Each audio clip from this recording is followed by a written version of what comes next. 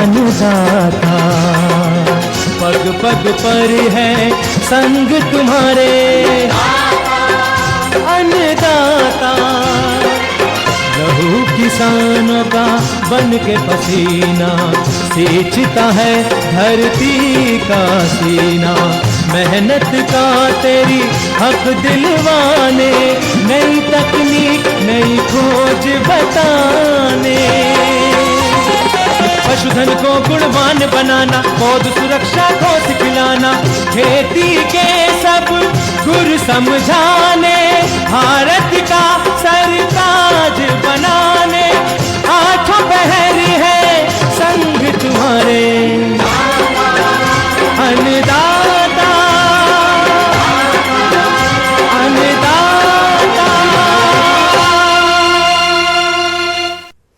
नमस्कार, मैं हूं आपके साथ विभा उपाध्याय और आप सभी दर्शकों का अन्नदाता कार्यक्रम में स्वागत करती हूं। हमारे देश का किसान जन का पोषक है, वो श्रम का देवता है, अन्नदाता है। उसमें ही भारत की आत्मा निवास करती है और ऐसे ही किसानों की प्रगति के लिए हम खेती बाड़ी से जुड़ी हुई बहुत सी नई लाभकारी जानकारियां हर रोज सुबह लेकर आते हैं। तो चलिए कार्यक्रम शुरू करने से पहले देखते हैं क्या है आज के अन्नदाता में। प्राकृतिक खेती अपनाएं, कम खर्च में अच्छी आय कमाएं।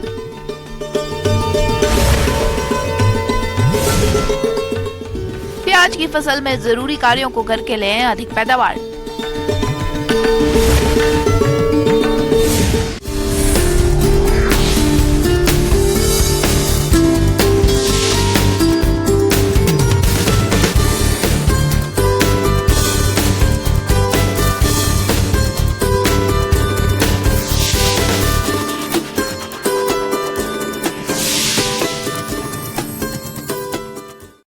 आज किसान फसलों से अधिक पैदावार लेने के लिए अंधाधुंध रासायनिक उर्वरकों का उपयोग कर रहे हैं। ऐसे में लगातार मृदा खराब हो रही है और किसानों की फसल उत्पादन में लागत भी बढ़ रही है। तो ऐसी स्थिति में किसान क्या करें? क्या है इस समस्या का समाधान? जी हाँ किसान भाइयों, यदि आप प्राकृतिक खेती करते हैं तो इन सभी समस्याओं से बच सकते हैं और फसलों से गुणवत्ता युक्त अधिक पैदावार भी ले सकते हैं। तो आप किस प्रकार से अपनाएं प्राकृतिक खेती, इस बारे में जानकारी दे रहे हैं कृषि विज्ञान केंद्र टांगप्रणा के विषय विशेषज्ञ टीपी सिंह।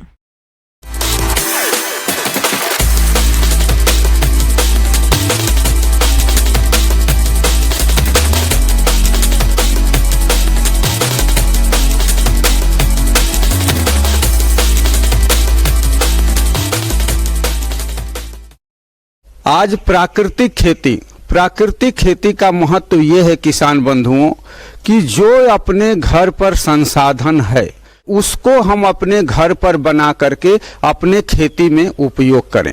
कोई बाहर का आदान हम उपयोग न करें। प्राकृतिक खेती में भारत सरकार का भी खूब रुझान है। किसान बंधुओं, भारत सरकार भी चाहती है कि किसान अपने घर पर संसाधन तैयार करे। प्राकृतिक खेती पूरी तरह से प्राकृतिक संसाधनों पर आधारित होती है, जिसमें प्रकृति और पर्यावरण को संतुलित रखते हुए खेती की जाती है। इसमें रासायनिक खाद और कीटनाशकों का प्रयोग न करते हुए रसायन मुक्त फल सब्जियां तैयार की जाती है। तो आप कैसे करें प्राकृतिक खेती, आइए जानते हैं। प्राकृतिक खेती में 5 आदान उपयोग में किए जा सकते हैं। जिस तरह से पहला है किसान बंधुओं अपना जो है ना बीजामृत, दूसरा अपना है जीवामृत, तीसरा अपना जो है घन जीवामृत, चौथा अपना आच्छादन और 5वां अपना है अपना जो है ना वापसा।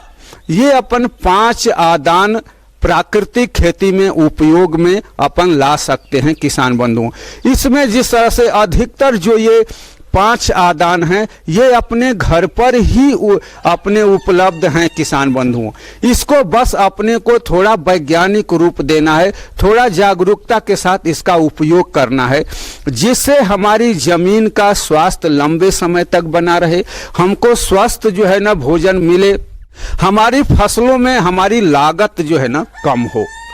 अपनी लागत को कम करने के लिए इन संसाधनों का हम उपयोग कर सकते हैं। जिस तरह से बीजामृत आपको केवल चूना और ये आपके गाय का गोमूत्र आपको उपयोग में करना है, उसी तो उपयोग में लेना है, 48 घंटे में आपका तैयार हो जाएगा। उसी तरह से आपका जीवामृत है किसान बंधुओं, जीवामृत में आपको 200 लीटर का एक जो है ना ड्रम लेना है, उसमें आपको 180 लीटर पानी ले लीजिए, उसमें आप 10 किलो गाय का देसी गाय का गोबर ले लीजिए, 10 किलो देसी गाय का गोमूत्र ले लीजिए, 2 किलो आप जो है ना किसी भी दलहनी फसल का आप बेसन ले लीजिए, 2 किलो गुड़ ले लीजिए, आधा से 1 किलो आप बरगद या पीपल के नीचे की मिट्टी, इनको सबको आप जो है ना 180 लीटर में मिक्स करके और इनको जो है ना 2 से 3 दिन तक आप इसके जो है ना सेकिंग कर दीजिए। आप इसको किसी डंडे के सहारे से आप मिला दीजिए सुबह शाम। ये 72 घंटे में आपका जीवामृत किसान बंधुओं आपका तैयार हो गया। तो ये सारा मिल करके असंख्य करोड़ों की संख्या में उसमें हमारे लाभदायक जीवों की संख्या बढ़ जाएगी। उसको आप किसान बंधुओं क्या कीजिए कि अपने जमीन में आप यदि आप जो है ना पानी जो है ना धोरा के माध्यम से चलाते हैं तो आप उसमें जो है पानी के साथ जो है नाली में आप थोड़ा थोड़ा खोल दीजिए, वो पानी के साथ पूरे आपके जमीन में चला जाएगा। यदि आप ड्रिप के माध्यम से जमीन में जो है आप उसको चलाते हैं तो ड्रिप के माध्यम से, वेंचुरी के माध्यम से आप चढ़ा दीजिए। उसको आप किसी भी माध्यम से आप जो है ना उसको अपने जमीन में देंगे तो अपने जमीन में जीवांश की मात्रा बढ़ेगी किसान बंधुओं, अपने जमीन में जैविक कार्बन की मात्रा बढ़ेगी, जो अपने जमीन का जीवन है किसान बंधुओं, जो अपने जमीन का आत्मा है। ये जैविक कार्बन जो सभी फसलों को पोषण उपलब्ध कराता है। इसी तरह से आपका आच्छादन हुआ, आप जो है ना फसल आपकी खड़ी है और आपके फसलों में आपके घर पर फसलों का अवशेष है, उससे आप ढक दीजिए। ढक जब देंगे तो जब सिंचाई करेंगे तो नमी आपकी लंबे समय तक बनी रहेगी, वाष्पोत्सर्जन आपके पानी का कम होगा। तो इस तरह से आपके फसल में जब लंबे समय तक नमी बनी रहेगी तो आपकी फसल जो है ना अच्छी चलेगी।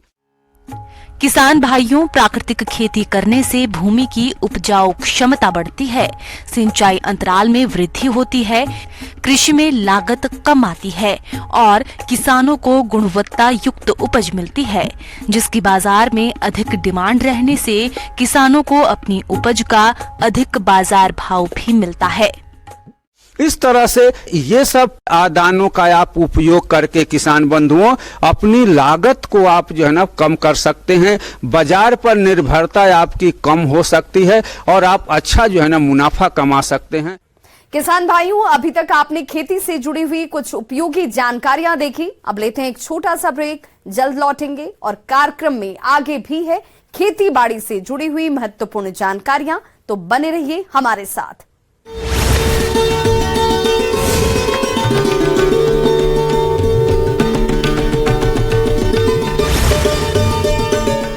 लोग अंबाजी पहुंचेंगे। डूंगरपुर जिले में आंगनबाड़ी केंद्रों पर नौनिहालों को गर्म पोषार खिलाने के लिए आंगनबाड़ी कार्यकर्ताओं को अब चूल्हा नहीं फूंकना पड़ेगा। पोषार अब गैस चूल्हे पर तैयार होगा। राज्य सरकार की बजट घोषणा के तहत डूंगरपुर जिले में गैस चूल्हे के वितरण करने का काम शुरू हो गया है। प्रतापगढ़ की कृषि उपज मंडी में लहसुन और प्याज की बंपर आवक होने से मंडी में नीलामी चबूतरों की कमी नजर आई। किसानों को अपनी उपज को बेचने के लिए लंबा इंतजार भी करना पड़ा। टोंक में विश्व हिंदू परिषद की शौर्य जागरण यात्रा का वीएचपी और बीजेपी पदाधिकारियों ने जोरदार स्वागत किया। बजरंग दल कार्यकर्ताओं समेत विश्व हिंदू परिषद के पदाधिकारी भी इस दौरान मौजूद रहे। महिलाओं को देश की संसद में 33% आरक्षण देने के लिए पारित किए गए नारी शक्ति वंदन अधिनियम पर धन्यवाद देने के लिए प्रतापगढ़ में भाजपा महिला मोर्चा की ओर से धन्यवाद सभा का आयोजन किया गया। कोटा में यूआईटी के तत्कालीन चेयरमैन समेत अन्य के खिलाफ एससीबी की टीम ने एसीबी कोर्ट में चालान पेश किया। पद का दुरुपयोग कर लाखों रुपए की धोखाधड़ी के करीब 5 साल पुराने मामले में एसीबी बूंदी की टीम ने 3 आरोपियों के खिलाफ चार्जशीट पेश की है। प्रदेश के सरकारी स्कूलों में तकनीक के अधिकतम सदुपयोग और डिजिटल एजुकेशन नवाचारों से विद्यार्थियों के लिए शिक्षण गतिविधियों को अधिक सुगम बनाने के लिए स्कूल शिक्षा विभाग की ओर से वृहद स्तर पर कवायद की जा रही है। तो अजमेर की पोक्सो कोर्ट संख्या 2 ने नाबालिग से दुष्कर्म करने के मामले में फैसला सुनाया है। विशिष्ट न्यायाधीश ने दुष्कर्मी पिता को 20 साल के कठोर कारावास और 60,000 के जुर्माने से दंडित किया है। टीकाकरण में जिले में 6.47% की बढ़ोतरी हुई है। बढ़ोतरी होते ही जिला पूरे राज्य में दूसरे पायदान पर पहुंच गया है।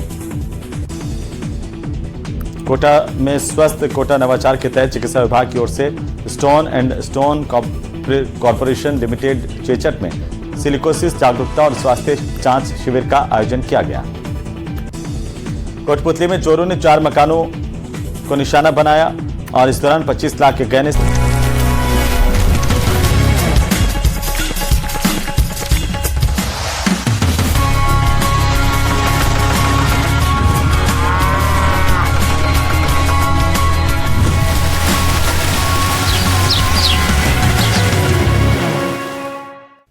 ब्रेक के बाद एक बार सभी दर्शकों का एक बार फिर से अन्नदाता में स्वागत है। चलिए रुक करते हैं अगली कड़ी की ओर।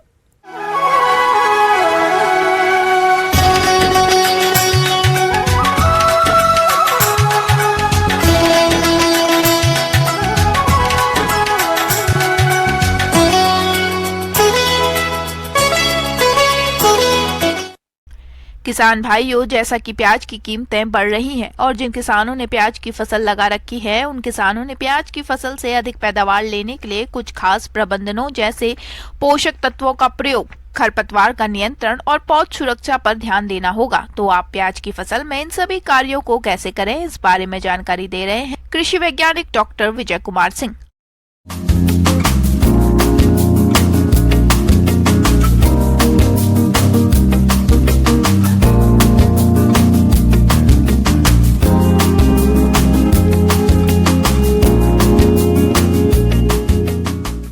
भाई प्याज लगा चुके हैं तो उनको जो है शुरू दिसंबर या लास्ट नवंबर में तैयार हो जाएगा तो उनको बाजार मूल्य भी बहुत अच्छा मिल जाएगा। अब बात रही इसमें प्रबंधन की, तो इसमें घास बहुत परेशान करता है, तो 20-25 दिन के बाद जो है आप फिर एक निकाई गुड़ाई करें।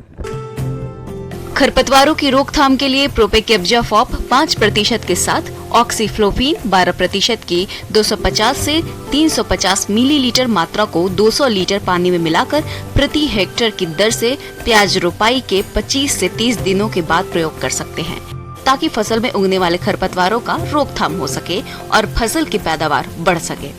वैसे तो जितना हो सके खरपतवार की रोकथाम हाथों द्वारा निराई गुड़ाई करके ही करें। और निकाय गुड़ाई करने के बाद पहले तो आप प्याज लगाने के पहले जो है आप यूरिया हुआ, सिंगल सुपर फास्फेट हुआ, म्यूरेट ऑफ पोटास हुआ, ये सब दे चुके होंगे। तो 15-20 दिन के बाद हम उसमें निकाय गुड़ाई करके यूरिया जो 130 किलो बचा हुआ है उसको 2 किस्त में डालें। पहला 15-20 दिन के बाद मेरा निकाय गुड़ाई हो जाए तो उस समय डालें। तो जब 60 दिन के बाद जब उसमें निकाय गुड़ाई करेंगे तो 65 किलो यूरिया यानी कि 2.5 एकड़ में निकाय गुड़ाई के बाद डाल के उसमें छींट देना है। यूरिया छींटने के समय ध्यान यह रखना है कि खेत में भरपूर नमी हो।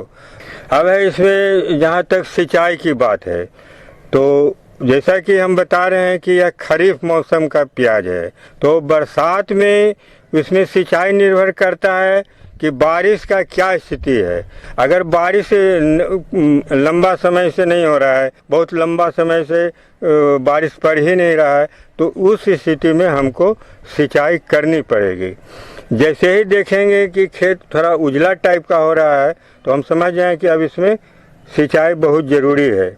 और बीमारी और रोग से उसको बचाना है। तो बीमारी में उसमें 2 तरह का एक बीमारी लगता है, एक लगता है आपका पर्पल ब्लॉच, एक लगता है स्टेमफिलियम ब्लाइट। तो ये दोनों बीमारी में क्या होता है कि पत्ता पर गोल लंबा ऐसा धब्बा बनता है, शुरू में व्हाइटिश रहता है, धीरे धीरे यह ब्राउन कलर का पूरा पत्ता में ही लग जाता है और पौधा सूख जाता है। प्याज का श्यामवर्ण यानी काला धब्बा रोग। खरीफ के मौसम में इस रोग का प्रकोप मुख्य रूप से होता है। काला धब्बा रोग के प्रारंभिक लक्षणों में पत्तियों के बाहरी भाग पर जमीन से सटे भाग में राख के रंग के चकत्ते बन जाते हैं, जिसकी उग्रता होने पर ये पत्तियों पर फैल जाते हैं और बाद में काले रंग के धब्बे दिखाई देते हैं। ये उहार गोलाकार होते हैं। रोग से प्रभावित पत्तियां मुरझा के मुड़ जाती हैं। इस रोग की रोकथाम के लिए मैंकोजेब 2.5 ग्राम दवा प्रति लीटर पानी के हिसाब से घोल बनाकर फसल पर छिड़काव करें। साथ ही खेत में जल निकासी की सही व्यवस्था करें। बीमारी में जैसे बताया आपको कि जो पर्पल ब्लॉच लगता है, एस्टेमोफिलियम ब्लाइट लगता है, तो इसको बचाव के लिए क्या है कि कोई भी फंगिसाइड जैसे बोलते हैं कार्बेंडाजिम बोलते हैं, मैनकोजेब हुआ जो डाइथेनियम 45 के नाम से बाजार में आता है, तो इसका भी 2 से 2.5 ग्राम 1 लीटर पानी में डालकर आपको स्प्रे करना है। थ्रिप्स कीट ये एक छोटे आकार का कीट होता है जिसके शिशु और प्रौढ़ दोनों ही पत्तियों से रस चूसते हैं, जिससे पत्तियों पर सफेद धब्बे बन जाते हैं। ये कीट शुरुआती अवस्था में हल्के पीले रंग का होता है जो बाद में भूरे काले रंग का हो जाता है। इसकी रोकथाम के लिए खेत में पीले और नीले रंग के चिपचिपे प्रपंच लगाएं। खेत को खरपतवारों से मुक्त रखें। रुपाई के बाद फसल पर डाइमिथोएट या इमिडोक्लोरप्रिड दवा का 10 से 15 दिन के अंतराल पर छिड़काव करें। स्प्रे करने में ध्यान यही रखना है, तो इसके लिए बाजार में स्टिकर आता है, तो उस दवा का स्टिकर का आधा ml 1 लीटर घोल में डाल के स्प्रे करेंगे। ऐसा करने से क्या होगा कि पत्तियों पर दवा ज़्यादा टिकेगा, जिससे हमको वांछित फायदा मिलेगा। आगे और भी है खेती बाड़ी से जुड़ी हुई बहुत सी रोचक जानकारियां, पर यहां रुकेंगे एक छोटे से ब्रेक के लिए। जल्द हाजिर होते हैं।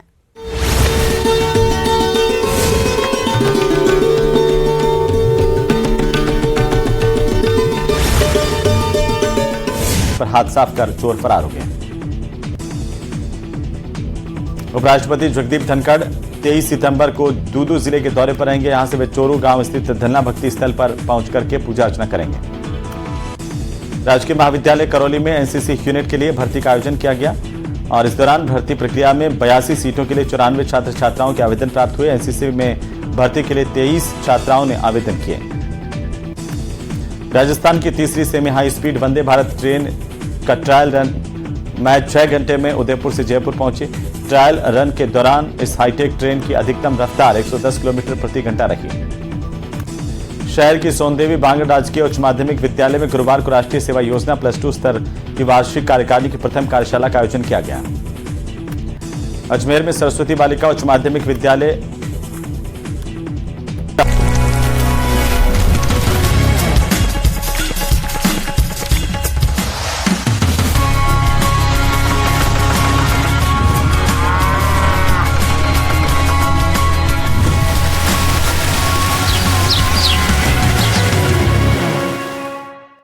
ब्रेक के बाद एक बार फिर से आप सभी दर्शकों का अन्नदाता कार्यक्रम में स्वागत है। बढ़ते हैं अपनी अगली प्रस्तुति की ओर।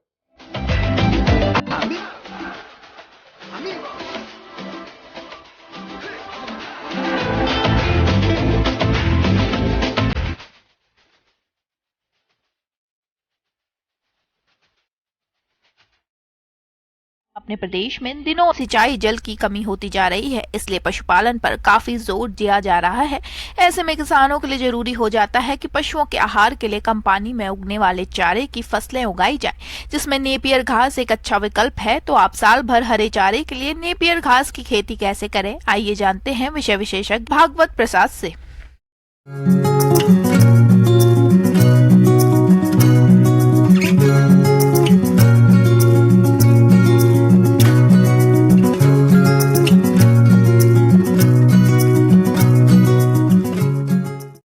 नेपियर घास एक बहुवर्षीय घास है जो कि आपको एक बार लगाना है और 5 से 7 साल तक आपको लगातार हरा चारा पाना है। तो ये एक बहुत कम लागत में अच्छी उपज और अच्छा जो आपको आउटपुट मिलने का एक बहुत अच्छा तरीका है। इससे किसान भाई अपने एक अतिरिक्त आय का भी साधन इसको बना सकते हैं। और इसकी जो वैरायटियाँ है, इसमें जो एक 3 है, मार्कर है, फ्रेंच है, युगांडा है, कोलोन 3 है, इस तरह से इसकी अनेक प्रजातियाँ आती हैं। और इसको जो लगाने हैं कम से कम 3 से 4 महीने जो शूट है 3 से 4 महीने कम से कम हो और कम से कम यह 10 से 12 महीने पुराना ना भी हो। ये है इसका जो कलम शूट है, हाँ 4-5 महीने का ही होना चाहिए, बाकी ज़्यादा पुराना ना हो। किसान भाइयों, अभी आपने नेपियर घास का अधिक उत्पादन देने वाली उन्नतशील किस्मों के बारे में जानकारी हासिल की। अब आइए जानते हैं भूमि का चयन और तैयारी तथा उर्वरकों के संतुलित प्रयोग के बारे में। इसका जो लगाने का तरीका है सिंपल, ये एक वेजिटेटिव पार्ट में भी लगता है, ये एक रूट स्लिप में भी लगता है। रूट स्लिप बहुत बहुआत में अच्छा से इसको लगाया जा सकता है।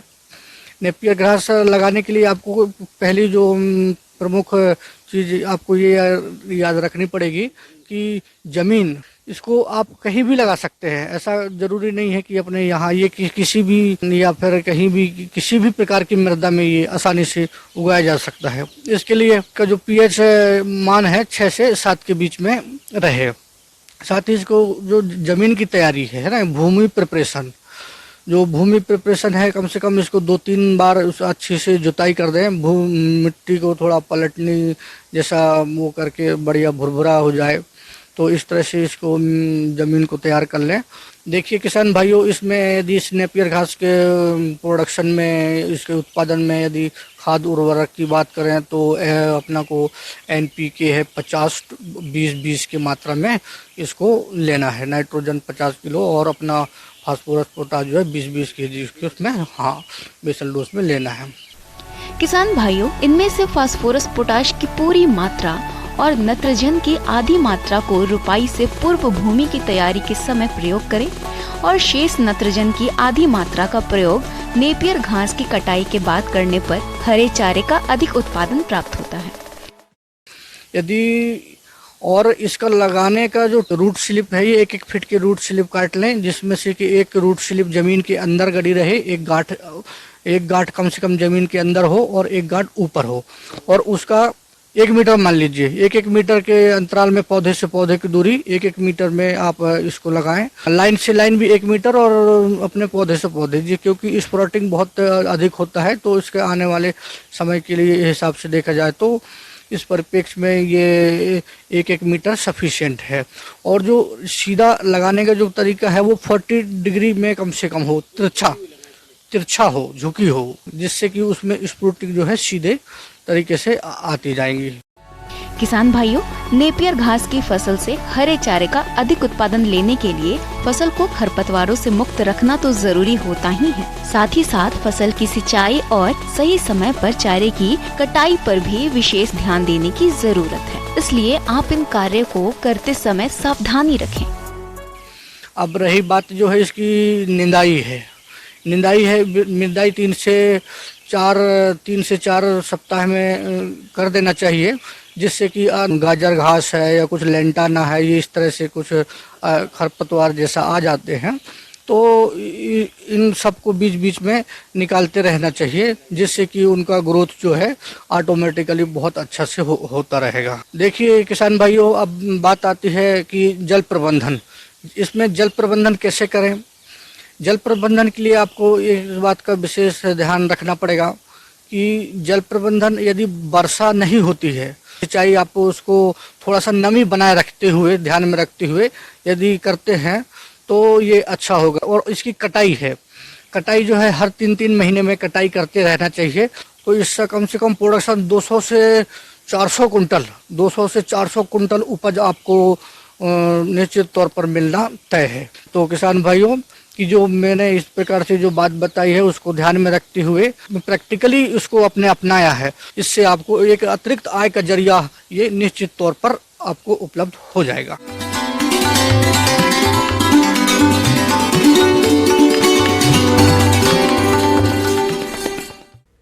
अन्नदाता हेल्पलाइन निःशुल्क फोन संपर्क सेवा के माध्यम से आपके द्वारा पूछे गए प्रश्नों में से 1 या 2 महत्वपूर्ण प्रश्न को हम अपने कार्यक्रम में शामिल करते हैं, और इसी के तहत आज किसान का सवाल और उनका जवाब इस प्रकार से है।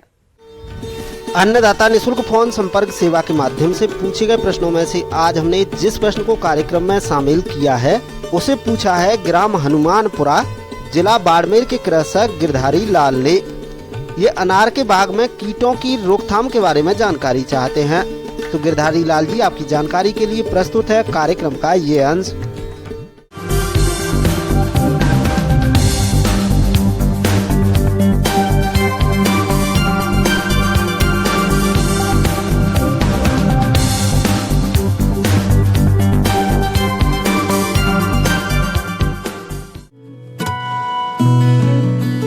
अनार एक ऐसी बागवानी फसल है जिसे एक बार लगाने पर कई साल तक फल मिलते रहते हैं। अनार सबसे ज्यादा स्वास्थ्यवर्धक और पोषक तत्वों से भरपूर फल माना जाता है। अनार में मुख्य रूप से vitamin A, C, E, folic acid और एंटीऑक्सीडेंट पाए जाते हैं, जिसके कारण इसकी बाजार में मांग वर्ष भर रहती है। इसकी बागवानी करके किसान अच्छा खासा मुनाफा कमाते हैं। लेकिन आज के समय में अनार भी कीटों के प्रकोप से अछूता नहीं है। बदलते मौसम और वातावरण में नमी के कारण कई तरह के हानिकारक कीटों का प्रकोप होता है, जिसका समय पर सही पहचान करके जो बागवान नियंत्रण कर लेते हैं, उन्हें अधिक फलोत्पादन मिलता है। रस चूसक कीट।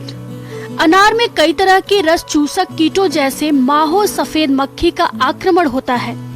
ये कीट पौधों की नई शाखाओं और फूलों से रस चूसते हैं, जिसके कारण पत्तियां सिकुड़ जाती हैं और पौधे की बढ़वार कम हो जाती है, जिसके कारण फलोत्पादन कम मिलता है। रस चूसक कीट का नियंत्रण। इस कीट का प्रकोप पौधों पर दिखाई देने पर नीम तेल 5 मिलीलीटर प्रति लीटर पानी के घोल का छिड़काव करें। इससे कीट नियंत्रण कम न हो तो रासायनिक दवा डाइमिथोएट 2 मिली मात्रा प्रति लीटर पानी में घोलकर छिड़काव करके इसका नियंत्रण कर सकते हैं। दीमक कीट। अनार के पौधों में शुष्क क्षेत्रों में जड़ों और तनों में दीमक का प्रकोप ज्यादा होता है। इससे पौधे सूख जाते हैं और पौधों का विकास रुक जाता है। रोकथाम के उपाय। पौधों को लगाते समय प्रत्येक गड्ढे की भराई के समय 50 ग्राम मिथाइल पैराथियोन चूर्ण मिला दें, तो इस कीट का प्रकोप नहीं होगा। और यदि बाग में दीमक कीट का प्रकोप हो गया हो तो क्लोरपाइरिफास कीटनाशक दवा सिंचाई के साथ प्रयोग करके इसे नियंत्रित कर सकते हैं।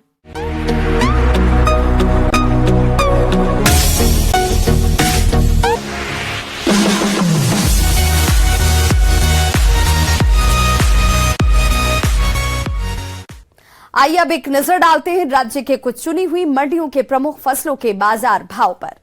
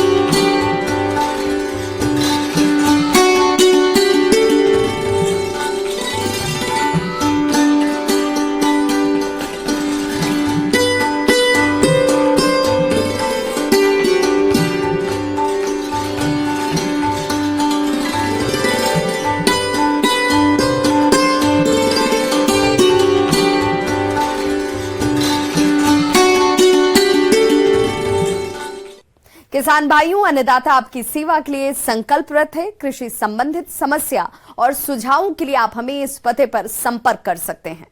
प्रोड्यूसर अन्नदाता, News 18 Rajasthan, Ramoji film city, Hyderabad 501512। साथ ही आप हमें ईमेल भी कर सकते हैं। हमारा ईमेल है p18annadatarajasthan@nw18.com। इसके अतिरिक्त आप हमें निःशुल्क हेल्पलाइन नंबर 180088922163 पर सोमवार से शनिवार सुबह 10 बजे से शाम 4 बजे के बीच संपर्क भी कर सकते हैं। किसान भाइयों, अब समय हो रहा है आपसे विदा लेने का, तो हमारी अन्नदाता टीम को दीजिए इजाजत। कल फिर से होगी आपसे मुलाकात कृषि संबंधित कुछ और महत्वपूर्ण जानकारियों के साथ। नमस्कार।